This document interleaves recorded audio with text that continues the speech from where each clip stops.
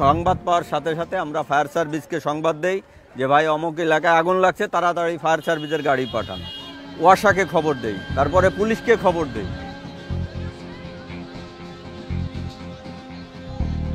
কিছু ভলেন্টিয়ার আছে তারা আগুন নিভায়, কিছু ভলেন্টিয়ার আছে উদ্ধার কর্মীরা, যেমন মানুষ মানে আমাদের মতো মানে বৃদ্ধ লোক কিংবা শিশু তাদের উদ্ধার করে।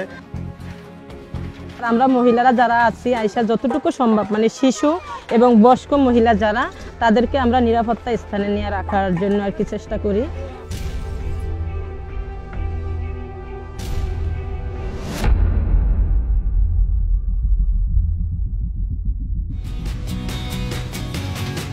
পুরো এলাকা জুড়ে মানে আগুনটা লাগে নাই, সীমিত জায়গার মধ্যে আগুনটা লাগছিল।